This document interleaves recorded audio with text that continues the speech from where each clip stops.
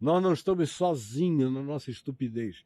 Ela é ampliada, ela é multiplicada, ela é superlativizada, não como poder de controle, porque a gente tem livre-arbítrio para resistir, e eles têm limitação em relação à minha decisão de livre-arbítrio de resistir. E eu consigo resistir tanto mais quanto eu tenha consciência disso. Mas quando eu sou um inocente útil, e aí vou me entregando, como eu vejo a maioria não quer nem saber, tá no céu, eu me entrego. Eu não. Pode vir do céu, como o apóstolo Paulo diz, pode vir como cara de anjo de luz. Mas se ele me mandar fazer coisas diferentes do que Jesus me ensinou a ser, fazer e viver, eu boto o bicho para correr em nome de Jesus e tem mais. Tenho autoridade sobre ele, que me foi dada por Jesus, cujo nome está acima de todo principado, olha bem, está acima de todo principado, potestade e poder. Então a segurança com a qual eu posso andar, você pode andar, cada um de nós pode e deve andar, é imensurável. Porque ao nome de Jesus se dobra toda a consciência no céu, na terra e debaixo da terra. Quando diz no céu, não é no sky. É nessa dimensão que no inglês seriam nos heavens, nas camadas celestiais.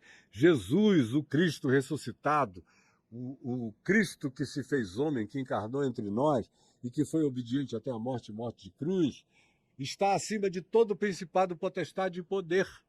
Então pode me vir o que vier, eu não tenho medo de nada. Eu já contei aqui que eu vi isso 2 vezes, contei aqui para você, que eu tive avistamentos. Lembra quando eu falei dos meus avistamentos? Pode contar de novo. O primeiro com 14 anos de idade, indo para fazer uma preliminar de um jogo de futebol em Itaperuna e São José, e Bom Jesus de Itabapuana, no estado do Rio. Na Kombi do meu pai, com 13, 14 amigos dentro da Kombi. Quando de repente eu vi meu pai encostando o carro assim para o lado.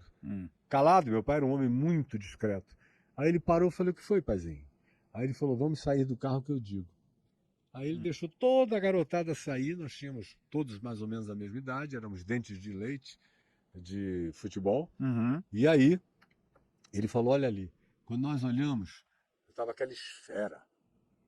Uma esfera que não brilhava, como se fosse prata reluzente, nada disso, era quase fosca. Ali.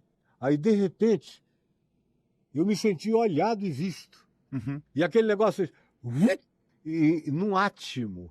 E ficou bem na nossa cara. Quando eu contei isso aqui, ou você ou o Mago me perguntaram: você o guru consegue avaliar a distância? A distância. Aí eu falei: não dava. Se eu disser que eu consigo dizer que foi 200 metros, 300 metros, eu vou estar sendo precipitado. Mas foi próximo bastante para eu ficar mais visto ainda. Não tinha nenhum tipo de olhinho, não tinha nenhuma escotilha, não tinha nada disso. O mais chocante é que a coisa me enxergava. Você tinha esse sentimento absoluta de que eu estava sendo reconhecido. E eu vi e fui visto. E ela ficou olhando para nós ali. Todos nós em silêncio. Aí eu virei para o meu pai e falei: pai, o que é isso? O céu estava azul, límpido, não dava para se confundir com nada. Era um vale verde embaixo e o céu azul. Aí meu pai falou: meu filho, não é desta ordem de coisas. Foi só o que ele me disse. Não é desta ordem de coisas. Aí ficamos olhando, aí aquilo fez... E foi embora de novo do jeito que chegou. Foi a primeira vez. Ali, acabou qualquer tipo de conversa que alguém pudesse trazer para mim dizendo: essas coisas não existem porque eu fui ensinado a crer na lucidez da minha mente e, sobretudo, no conjunto coletivo das observações não condicionadas, não manipuladas, porque a gente estava na maior gandaia dentro daquela Kombi. Maior gandaia. Um amigo meu estava muito gripado, ele tinha acabado de escarrar na janela da Kombi. Você sabe que Kombi tem uma janela assim e tem outra que abre para frente. E ele, cheio de catarro, deu uma cuspida assim, encheu aquela verdona, deu aquela catarrada, jogou pro lado de fora, cuspiu e ela voltou no vento, caiu na cara do goleiro, que era o Zé Marcos. Aí a gente ficou rindo pra caramba, a gente tava na maior gozação. Não tinha nenhum condicionamento, não tinha nem nada, nem rádio ligado, ninguém falando de coisa alguma. Quando meu pai foi encostando o carro, só ele que olhou. E a gente não parou de falar outra coisa. O resto do dia, cara, que maluquice aquilo ali, o que é aquilo? E meu pai só dizia: não é da nossa ordem de coisas, mas vocês fiquem sabendo que existe muito mais no universo do que até aqui foi nos dito ou contado. A outra vez eu também contei. Essa aí foi com 14 anos. Essa eu tinha 14. Você lembra perfeitamente? Tudo, nítido como eu me lembro desse copo aqui. Quanto tempo durou essa experiência? Sabe? Isso ficou ali na nossa cara uns 3 minutos, 4 minutos, que parecia uma eternidade. Uhum. Parado na nossa frente, com a gente em silêncio. A outra demorou quase 1 hora. E era enorme. Custava quantos anos na época? Eu já era pregador do evangelho, eu já ensinava as pessoas, eu já estava pregando na televisão. E eu estava no meio de uma aula de física, com o meu professor de física, que era muito amigo, o professor Bessa.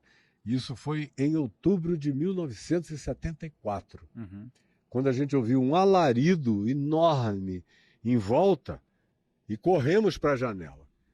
Quando chegamos na janela da classe, a gente viu aquela coisa imensa. E não era uma esfera, parecia um pão de açúcar, era maior do que um Maracanã, e não era redondinho também não.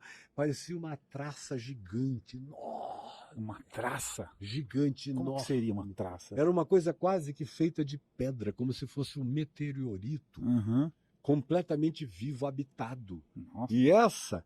E havia umas luzezinhas que não era escotilhinha, não era Jetson, não era nada disso. Era aquele vazamento de luzes para todos os lados, mas a densidade do corpo era escura. E nós ficamos vendo aquela coisa. O Rio Negro, que está na frente ali da escola onde eu estudava, Escola Técnica Federal do Amazonas, tem 8 quilômetros de largura na frente de Manaus. Parecia que o negócio cobria o rio inteiro. De tão enorme que o negócio era. A cidade inteira parou. Meu sogro era capitão dos portos de Manaus. Ele ligou para os amigos dele, os brigadeiros, chamou o pessoal do exército, chamou todo mundo. Todo mundo correu para dentro do Rio Negro, porque a capitania dos portos tinha uma ponte avançada dentro das águas negras do rio, e eles ficaram de lá observando, com binóculo, olhando para todo lado, aturdidos, perplexos, chocados, em plena ditadura militar. E por incrível que pareça, a ditadura militar foi mais aberta para isso do que os governos civis no mundo inteiro. Tanto é que a Operação Prato foi no meio da ditadura militar, eles mandaram gente para investigar. Então, pois bem, e a Operação Prato foi em 77, esse acontecimento foi em outubro de 74. E aí, eu fiquei vendo aquilo, deu tempo de a gente interromper a aula e eu dizer para o professor, eu vou embora porque eu quero ver de perto. Sentei na minha moto, corri para a casa do meu sogro, cheguei lá, o negócio tinha acabado de sair. Demorou quase 1 hora. E eles disseram, olha, foi bem lentamente, voando sobre o Rio Negro, sem nenhuma pressa, sem nenhum som. Aquela montanha voadora, parada. E até que ela entrou da escuridão do Amazonas, da floresta e do Rio Negro, e desapareceu da nossa vista. Agora durou 1 hora, meu amigo, 45 minutos no mínimo, 1 hora. Agora, eu teria condição, sendo eu um homem que com fé na Bíblia, a Bíblia é cheia disso.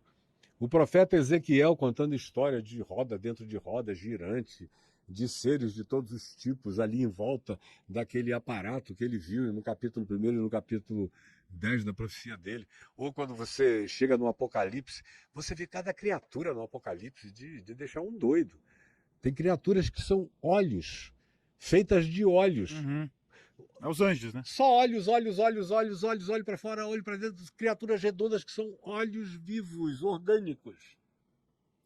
Enxergando para dentro e para fora. Que são chamados apenas de... não tem nem designação. João chama de seres viventes. Como no livro de Ezequiel, se você ler lá hoje o capítulo 1 e o capítulo 10, você vai ver a coisa mais anômala do mundo. Que são seres com 4 faces. E que voam em qualquer das 4 direções. Não tem que virar para fazer a volta, não. Se quiser ir para lá, vai. Se quiser ir para trás, vai. Se quiser ir para um lado, se quiser ir para o outro. Eles têm visão em qualquer perspectiva e em qualquer direção. E os pés não são como pés humanos. A estrutura deles é totalmente diferente do nosso antropomorfismo. E chegam a ter faces que misturam faces de criaturas diferentes. Que Ezequiel, pelo menos, achou parecido com cara de leão, com cara de bovina, com cara equina, com cara. É apenas uma tentativa descritiva. Uhum. Agora, vai Interpretar. saber o que é aquilo. Aham. Então, eu acho de uma pobreza enorme o cara ter uma Bíblia aberta na mão e ainda ficar dizendo, o Caio está lá, delirando. As muitas letras fazem o Caio delirar, como disseram de Paulo, né? Paulo, as muitas letras te fazem delirar. Eu estou delirando de bom senso, de compreensão Uhum. e de coragem de expressar o que eu sei, vejo e verei cada vez mais e saberei cada vez mais. Os arquivos do Vaticano estão cheios de documentação a esse respeito. O Vaticano não tinha a menor razão para não abrir esses arquivos e atualizarem, ao invés de dizerem, olha, foi a Virgem Maria, dizer, foi OVNI. E agora, o OVNI é a criatura divina, o anjo é uma criatura divina. Não tem nenhum problema. Uhum. Mas é para manter a crença, para fazer as pessoas presas a uma determinada crendice, a algum determinado tipo de milagrice, é que eles são completamente obscurantistas e mantêm as pessoas na ignorância deliberada. Agora, eu sei que enquanto a gente está falando aqui, tem milhões de pessoas que estão dizendo que bom que esse cara está dizendo essas coisas. Ah, com certeza. Tem outros que vão ficar pirados. Uhum. Mas eu não posso atender aos pirados, eu tenho que tentar ajudar as pessoas a enxergarem mais e melhor. Uhum.